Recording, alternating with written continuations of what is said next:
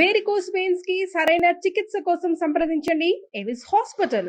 నమస్కారం, మీరు చూస్తుంది సుమన్ టీవీ. నేను మీ కీర్తి. నాతో పాటు ఉన్నారు ప్రముఖ ఆస్ట్రాలజర్ బ్రహ్మశ్రీ నందిపట్ల శ్రీహరి శర్మ గురుగారు. నమస్కారం గురుగారు. వాగర్థావివ సంపృక్తౌ వాగర్థ ప్రతిపత్తయే జగతః పితరౌ వందే పార్వతీ పరమేశ్వరౌ. సదాశివ సమారంభాం శంకరాచార్య మధ్యమాం అస్మదాచార్య పర్యంతం వందే గురు పరంపరాం. ఆదిత్యాయ చ సోమాయ మంగళాయ బుధాయ చ గురు శుక్ర శనిభ్యశ్చ రాహవే కేతవే నమః. శృంగేరి జగద్గురు పీఠాధిపతులకి, కంచి పీఠాధిపతులకి నమస్కారములు తెలియజేసుకుంటూ కార్యక్రమాన్ని ప్రారంభిద్దాం. గురుగారు, ప్రతి కన్న తల్లి కూడా తమ పిల్లలు దీర్ఘాయుషులుగా ఉండాలని మనస్ఫూర్తిగా కోరుకుంటుంటుంది. అకాల మరణాలు అలాంటివి జరగకూడదు, వాళ్ళ కళ్ళ ముందైతే అస్సలు జరగకూడదని కోరుకుంటుంది. అలాగే కొంతమంది ఆడవాళ్ళకు కూడా మాంగళ్య దోషాలు అవి ఉంటూ ఉంటాయి గురుగారు, మహిళలకి. సో పెళ్లి కోసం చాలా ఆలోచిస్తూ పరితపిస్తూ ఉంటారు. అలాగా వాళ్ళు కూడా దీర్ఘ సుమంగళిగా ఉండాలంటే ఇప్పుడు రాబోయే ఈ సోమావతి అమావాస్యని బాగా సద్వినియోగం చేసుకుంటే గనక ఇలాంటి దోషాలన్నీ తొలగిపోతాయి అంటున్నారు. అసలు సోమావతి అమావాస్య అంటే ఏంటి, ఎలాంటి పరిహారాలు పాటించాలి, దయచేసి తెలియజేయగలరు? తప్పకుండానమ్మా.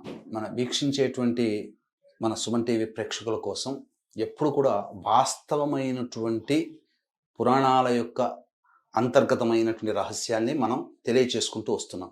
ఇప్పుడు నేను చెప్పబోయేటువంటి విధానం కూడా వాస్తవంగా జరిగినటువంటి విధానం.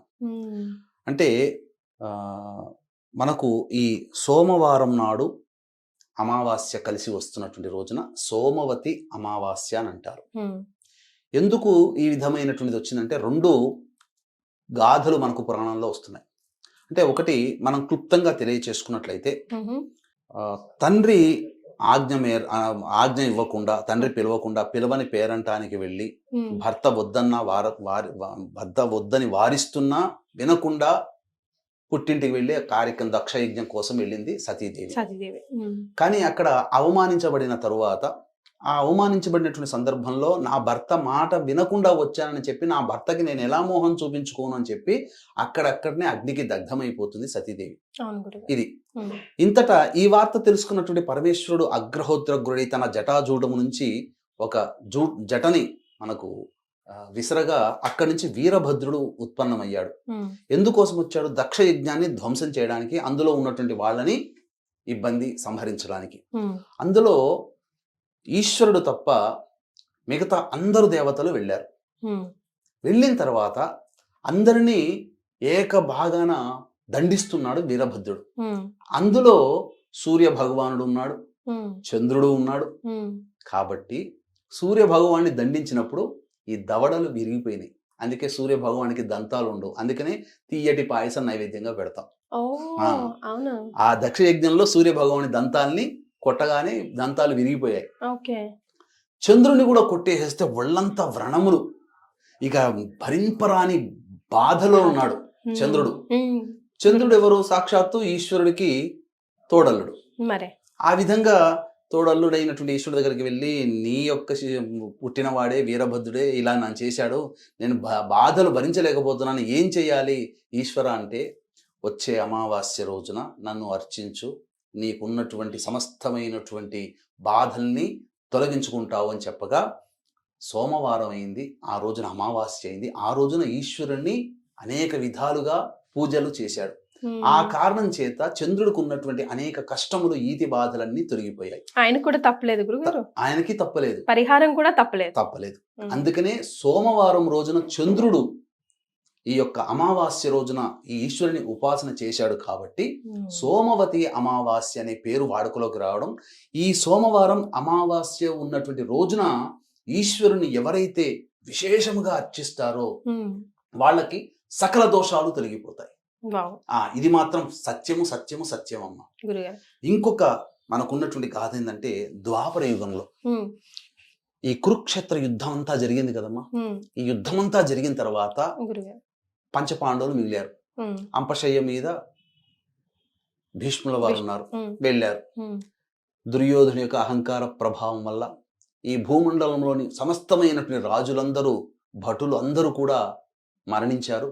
కేవలం పెద్దవాళ్ళు, స్త్రీలు, పిల్లలు మాత్రమే ఈ యొక్క భూమండలం మీద మిగిలారు. నాకు పంచుకోవడానికి కూడా నా అన్నదమ్ములు పంచపాండవులు మేము తప్ప ఇంకెవరూ మిగలలేదు. సమస్తము నాశనం అయిపోయింది. కాబట్టి ఈ యొక్క స్త్రీమూర్తులు ఉన్నారు కదా, వాళ్ళకి చిన్న పిల్లలు ఉన్నారు కదా, మళ్ళీ ఈ భూమి అంతా కూడాను సుభిష్టంగా కావాలంటే పిల్ల పాపాలతో నిండి ఉండాలి.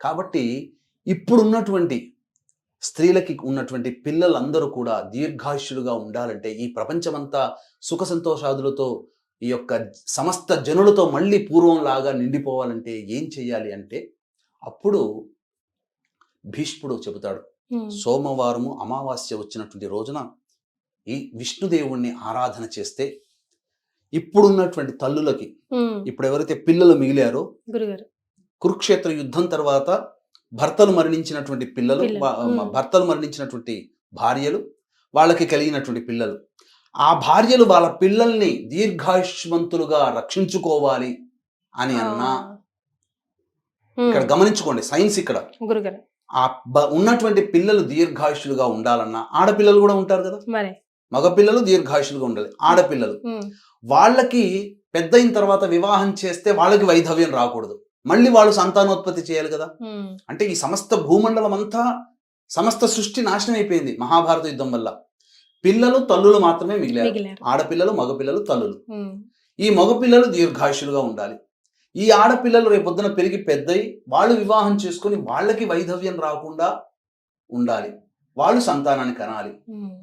అంటే ఈ యొక్క విష్ణుదేవుని ఆరాధన సోమవారం అమావాస్య వచ్చినటువంటి రోజున చెయ్యాలి అని చెప్పారు. అన్న తర్వాత అంతటా ధర్మరాజు అడిగాడు, అసలు ఈ సోమవతి అమావాస్య అనేటువంటిది ఇదివరకు ఎవరైనా చేశారా అని అడగగా, అప్పుడు ఆ వాళ్ళ వివరాలంటే చేశారు నాయన అంటే, మరి వాళ్ళ యొక్క గాథ తెలియచేయండి అని అన్నప్పుడు, పూర్వం కాంచీపురంలో 4 వర్ణాలు, బ్రాహ్మణ క్షత్రియ వైశ్య శూద్రులు అందరూ కూడా, సమస్త జనులు కూడా రత్నసేనుడు అనేటువంటి యొక్క రాజు పరిపాలనలో 4 వర్ణాల వాళ్ళు చాలా ఆనందంగా ఉన్నారు. ఆ ఉన్నటువంటి సందర్భంలో దేవస్వామి అనేటువంటి ఒక బ్రాహ్మణుడు, రూపవతి ధనవతి అయినటువంటి భార్య, వారికి 7 కొడుకులు, ఒక అమ్మాయి ఇలా ఉన్నారు. చాలా ఆనందంగా జీవిస్తున్నారు. కోడళ్ళు అందరికి పెళ్లిళ్ళు అయినాయి, అమ్మాయికి ఇంకా పెళ్లి కాల. వీళ్ళందరూ కూడా ధర్మ మార్గమున, రాజు ఉన్నాడు కాబట్టి ప్రజలు ధర్మ మార్గంగా ఉన్నారు. అంతటా ఒకరోజు ఒక మునిశ్రేష్ఠుడు వాళ్ళ ఇంటికి వచ్చాడు, భిక్షాందేహి అన్నాడు. తర్వాత సాదరంగా ఆహ్వానించారు. తర్వాత ఆ కోడళ్ళందరూ కూడా చక్కగా అతిథి సత్కారాలు చేసి ప్రతి వాళ్ళు వాళ్ళకు తోచినటువంటి దానములు చేశారు, భోజనం అతిథి మర్యాదలు చేశారు. చేసిన తర్వాత చక్కటి సంతానవతి కామ్మ అని చెప్పి దీవించడం, దీర్ఘ సుమంగళి భవ అని దీవించడం చేశాడు మునిశ్రేష్ఠుడు. తర్వాత అమ్మాయి ఉంది కదా, ఆ అమ్మాయిని కూడా పిలిపించి నమస్కరింపజేస్తే ఆమెకి ధర్మశీలురాలై జీవించమ్మా అని చెప్పి దీవించాడు. అన్న తర్వాత ధర్మ ప్రవర్తనతో ఉండమ్మా అని చెప్పి దీవించాడు. అంతటా ఆ విషయం తల్లికి చెప్పింది. అందరికేమో సత్సంతానము దీర్ఘాయుష్యం అంటే, నా బిడ్డకి మాత్రం ఎందుకు ఇలా అని చెప్పి పదా నేను తీసుకుపోతానని చెప్పి ఆమెను తీసుకొని వెళ్ళి ఆమె తల్లి ముందరే మళ్ళీ ఇంకోసారి నమస్కారం చేస్తే, మళ్ళీ ధర్మ ప్రవర్తనతో మంచి బుద్ధి గలదానివి జీవించమ్మా అని చెప్పి దీవిస్తాడు.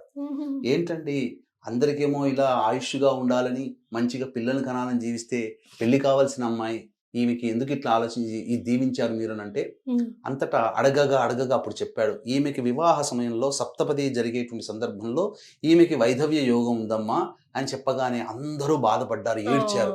ఇక ఎవరికైనా తల్లికి బాధ ఉంటుంది కదా, బిడ్డకి వైధవ్యం జరుగుతుంది, పెళ్లిలో అది కూడా సంసారం చేయకుండా. ఆ విధంగా అనేసరికి ఇక ఆమె బాధపడి ఏదైనా ఉపాయం ఉంటే చెప్పండి అంటే, అప్పుడు సింహళ దేశంలో సోమ అనేటువంటి యొక్క మహిళ, ఆమె సోమవారము అమావాస్య కలిసినటువంటి రోజున అనేక సంవత్సరాలుగా ఈ యొక్క వ్రతాన్ని ఆచరిస్తుంది, సంవత్సరంలో ఎప్పుడు వచ్చినా. కాబట్టి ఆమె ఆచరించినటువంటి సోమవార అమావాస్య వ్రతములో ఏదైతే ఉందో, ఆ ఒక్క వ్రత పుణ్య ఫలాన్ని పెళ్లి సమయంలో, ఆ సప్తపది జరిగేటువంటి సమయంలో మీ అమ్మాయికి ధారాదత్తం చేస్తే ఆ యొక్క భర్త మళ్ళీ పునర్జీవితుడవుతాడు అని చెప్పగా, కొడుకులందరినీ పిలిపించి పట్టుకురండి, ఆ అమ్మాయిని ఎక్కడుంటో వెతికి ఆ మహిళని తీసుకురండి అని అంటే ఎవ్వరు ఊరుకోరు. ఎవరు మా వల్ల కాదు 15 ఆమడల దూరంలో పోయి రావాలి, అదిగాక వేరే దేశం, అంటే ఆ కాలంలో ఒక దేశం నుంచి ఇంకో దేశం పోతే బహిష్కరణ. కాబట్టి తండ్రి కూడా ఇప్పుడు తల్లిదండ్రులకు బాధ ఉంటుంది కదా, నేను వెళ్తాను అని చెప్పగా, అంతటా చిన్న కొడుకు ఆ చిన్న కొడుకు నేను పోతానన్నా, నువ్వు ఎందుకు నాన్న, నువ్వు కష్టపడడం, నేను వెళ్తానని చెప్పి తన చెల్లిని తీసుకుని వెళ్ళి ఆ విధంగా సింహళ దేశానికి వెళ్తాడు. వెళ్ళిన తర్వాత సోమ అనేటువంటి చాకలి, సోమ అనేటువంటి ఎవరంటే ఆమె ఒక చాకలి కుటుంబానికి చెందినటువంటి రజకుల కుటుంబం. ఆమెకి ప్రేమను పొందాలి, ఎందుకనంటే ఆమె వచ్చి రావాలనంటే పిలిస్తే రారు కదా. ప్రేమను పొందితే ఎవరైనా కానీ, మిమ్మల్నైనా ప్రేమగా మాట్లాడితే ఒకసారి రామ్మ కీర్తి మా ఇంటికి ఒకసారి రా, ఫంక్షన్ చేసుకున్నామంటే ప్రేమగా పిలిచాం కాబట్టి వస్తాం.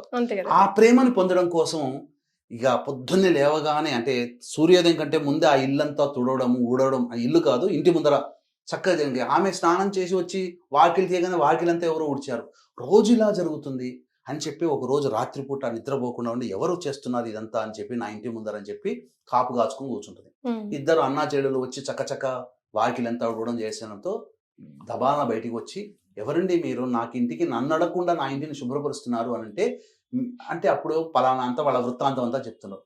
మీరేమో చూస్తే గొప్పగా బ్రాహ్మణ కులంలో పుట్టి గొప్పదైనటువంటి కులంలో ఉన్నారు, నేనా చాకలి కుటుంబంలో జన్మించాను, నాతో మీకేం అవసరం ఉంటుందనంటే ఆ వృత్తాంతం అంతా చెప్పగానే సాటి మహిళ కదా, ఆమె బాధపడుతూ నేనున్నానండి వస్తానని చెప్పి ఆమె వాళ్ళ వెంట అన్న చెల్లెల వెంట ఈ సోమ అనేటువంటి మహిళ వెళ్ళి ఆమె ముందర ఉండగానే చక్కగా మంచి వరుణ్ణి చూడడం, చక్కగా వివాహాది సంబంధించినటువంటి ముహూర్తం కలగడం, 10,000 వరహాలు అప్పట్లోనే 10,000 వరహాలు వరుడికిచ్చి కన్యాదానం చేశాడు. చేస్తున్న సందర్భంలో చేసిన తర్వాత సప్తపది జరుగుతుంటే ఆ మునిశ్రేష్ఠుడు చెప్పినట్టుగా ఆ విధంగా అక్కడ ఉన్నటువంటి అశుభం జరిగిపోయింది. అంటే అతను మృత్యువాత పడ్డాడు భర్త. వెంబడే తన యొక్క సోమవార వ్రతంలో ఉన్నటువంటి ఒక వ్రత పుణ్యాన్ని అంతా నీకు ధారాదత్తం చేస్తున్నాను, నీ భర్త పునరుజ్జీవితుడు అవుగాక అని చెప్పి ఆమె చేతిలో నీళ్లు వదిలేస్తుంది సోమ. వెంబడే ఆ వ్రత ప్రభావం వల్ల, ఆ ఒక్కరోజు చేసినటువంటి పుణ్యవ్రత ప్రభావం వల్ల మళ్ళీ భర్త పునరుజ్జీవితుడవుతాడు.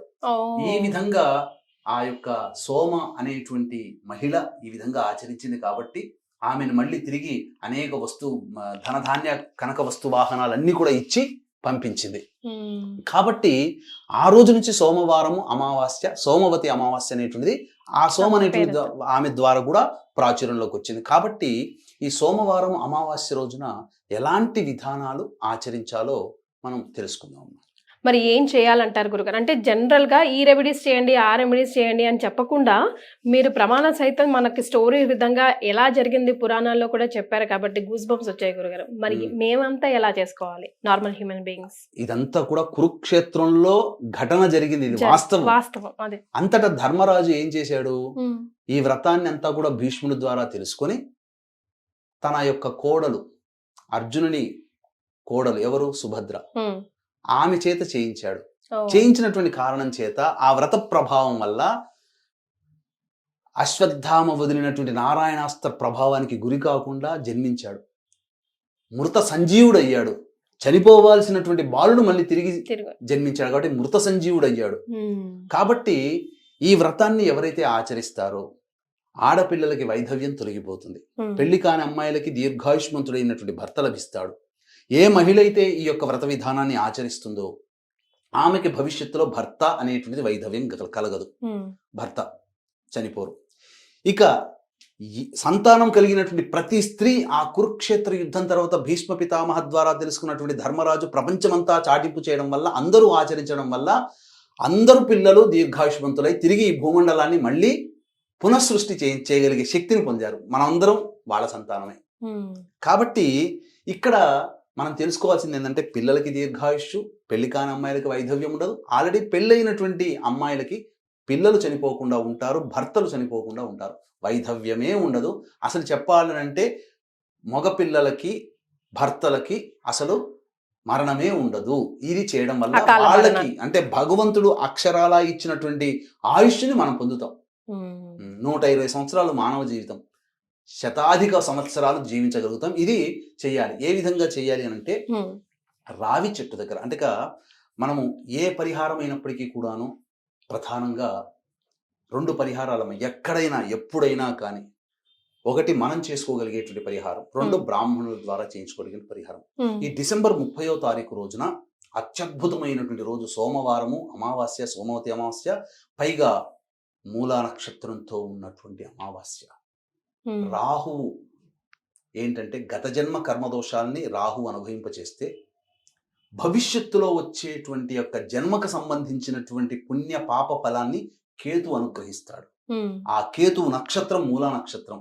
సృష్టికి ప్రారంభం ఆ ధనుస్సులో ఈ మూలా నక్షత్రంలోనే జరిగింది బ్రహ్మదేవుడు. అందుకనే మూలం, సృష్టికి మూలము కాబట్టే మూలము, సృష్టి ప్రారంభమైనటువంటి నక్షత్రము మూల, అందుకనే అది మూలా నక్షత్రం అయ్యింది. ఈ యొక్క మూలా నక్షత్రంలోనే సృష్టిని ప్రారంభించాడు బ్రహ్మదేవుడు. కాబట్టి ఇటువంటి రోజున మన పీఠం ఆధ్వర్యంలో సోమవారం అమావాస్య రోజున మధ్యాహ్నం 3 గంటలకి ఈ యొక్క జాతకరీత్యా ప్రధానంగా వివాహం కావాల్సినటువంటి అబ్బాయిలు అమ్మాయిలకి వ్యాపారము, ఉద్యోగము, ఆర్థికపరమైనటువంటి సమస్యలు తొలగిపోవడం కోసం, శత్రు సమస్యలు తొలగిపోవడం కోసం, అలాగే అభిచారిక కర్మలు తొలగిపోవడం కోసం ప్రత్యంగిర, బగళ, ధూమవతి హోమాలు మరియు లక్ష్మీ మూలమంత్ర సంపుటిత లక్ష్మీ సూక్త హోమము అనేటువంటిది చక్కగా జరిపించడం జరుగుతుంది. పర్ హెడ్ 1500 రూపాయలు చేయించడం జరుగుతుంది. అవకాశం ఉన్న వాళ్ళు కార్యక్రమ అందరితో కాంటాక్ట్ చేసి 30వ తారీఖు రోజున జరిగేటువంటి కార్యక్రమంలో నమోదు చేసుకోవచ్చు. అలాగే శనివారం త్రయోదశి, శని త్రయోదశి 28వ తారీఖు రోజున వచ్చింది. కాబట్టి ఈ శని త్రయోదశి రోజున కూడా 12 రాశులకి సంబంధించినటువంటి హోమాలు అనేటువంటివి, ఈ యొక్క శని దోష నివారణ హోమాలు చేయిస్తున్నాం. కాబట్టి అవకాశం ఉన్న వాళ్ళు వాటికి కూడా పర్ హెడ్ 1500 రూపాయలకి నమోదు చేసుకోవచ్చు. ఇక ఎటువంటి పరిహారం ఆ రోజు పాటించాలి అని అంటే, ఆ సోమవారం అమావాస్య రోజున ఒక శివ పురాణాంతర్గతంగా ఈశ్వరుని ఆరాధన చేయాలి. అది ఎట్లాగో ఆ రోజున ఖచ్చితంగా ఈ యొక్క దేవాలయంలో, శివాలయంలోకి చేరుకొని ఈశ్వరుణ్ణి మనసారా అర్చిస్తూ మనస్సునే ప్రధానంగా పెట్టి అభిషేకము చేయాలి, అర్చన చేయాలి. ఇది ఒక పరిహారం అమ్మ. గురుగారు, ఎంత శక్తి ఉంటే అంత శక్తిగా చేయాలి. కనీసం మంచినీళ్లతోనైనా కానీ చేయాలి, వివిధ రకాల పండ్ల రసాలతోనే చేయాలి. ఇక రెండవది, రావి చెట్టు దగ్గర చేరుకొని ఆ రావి చెట్టు దగ్గర లక్ష్మీనారాయణుల యొక్క చిత్రపటాన్ని మనము తూర్పు వైపు ఫేస్ పెట్టాలి.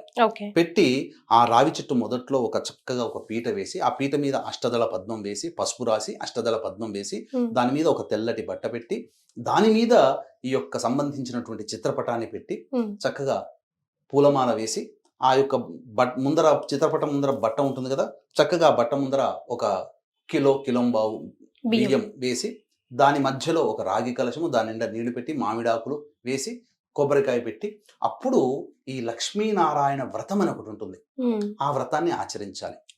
అంటే లేదా ఆ యొక్క సోమవతి అమావాస్య సందర్భంగా లక్ష్మీ నారాయణుని యొక్క పూజ చేసుకోవాలి. పురుష సూక్త విధానంగా కానీ లేదా లక్ష్మీ సూక్త విధానంగా పూజ చేసుకోవాలి. మీరైనా సొంతంగా చేసుకోవచ్చు, లేదా బ్రాహ్మణుడి ద్వారా చేసుకోవచ్చు. ఆ చేసుకున్న తర్వాత ఇప్పుడు మనం ఇంతకు ముందు 2 కథలు చెప్పుకున్నాం కదా, ఆ 2 కథల్ని ఒకసారి చదువుకోవాలి, మనసులో స్మరించుకోవాలి. తదనంతరం ఆ యొక్క ఉద్యాపన అనేటువంటిది ఏంటంటే, ఆ సంబంధించి ఒక నల్లటి దారాన్ని రావి చెట్టుకి చుట్టూ నారాయణాయ నమః, నారాయణాయ నమః అనుకుంటూ నల్లటి దారాన్ని 108 ప్రదక్షిణలు 108 సార్లు చుట్టాలి. ఆ విధంగా చుట్టగలిగి ఉండి తర్వాత ఆ యొక్క చిత్రపటానికి, ఆ కలశానికి నమస్కారం చేసుకొని ఉద్యాపన చెప్పాలి. ఈ విధంగా చేసినటువంటి వ్యక్తికి సమస్తమైనటువంటి కష్టములు తొలగిపోతాయి. 2025వ సంవత్సరం భవిష్యత్తు ఎలా ఉంటుందో మనకు తెలియదు. ఏ రాశిలో జన్మించిన వాళ్ళకైనా. ఎందుకు అనంటే కేతువు భవిష్యత్తుని సూచిస్తాడు. ఈ భవిష్యత్తులో రాబోయే కష్టాలకి ఈ యొక్క లక్ష్మీనారాయణ వ్రతం ఆచరించడం మరియు ఈశ్వర ఆరాధన శివాలయంలో చేయడం, 2 ఈ యొక్క సోమవారం అమావాస్య కలిసినటువంటి రోజున చేయడం వల్ల ఈ 12 రాశులలో మేష, వృషభ, మిథున, కర్కాటక, సింహ, తుల, వృశ్చిక, మకర, కుంభ, మీన రాశుల్లో జన్మించిన వాళ్ళకందరికీ కూడా ఈ యొక్క కష్టం 2025 సంవత్సరంలో వచ్చే కష్టములన్నీ కూడా తొలగిపోతాయి. నన్ను నమ్మండి అమ్మ. ఎందుకనంటే 2024లో ఏం కష్టాలు పడ్డామో, ఏం ఇబ్బందులు పడ్డామో అందరికీ అంతర్గతంగా తెలుసు. మానసికంగా చాలా బాధలు పడి ఉంటారు, శారీరకంగా బాధలు పడి ఉంటారు. ఇక వచ్చే సంవత్సరమైనా ఆనందంగా గడపాలనేటువంటి ఒక సదుద్దేశంతో నన్ను నమ్మి ఈ చెప్పినటువంటి 2 పరిహారాలు చేయండి. తప్పకుండా 2025లో కష్టములు వస్తాయి. ఆ వచ్చినవి వచ్చినట్టుగానే వెనక్కి వెళ్ళిపోతాయి, మనల్ని బాధించవు.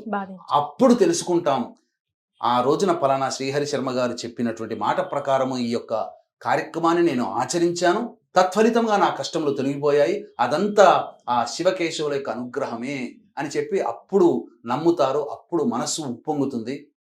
ఆ విధంగా దైవానుగ్రహాన్ని పొందుతారమ్మా. అది అనుభవించినప్పుడు మాత్రమే తెలుస్తుంది తప్ప మనం చెప్పినంత మాత్రాన, చేసినంత మాత్రాన అది అనుభవైక్యం కావాలి.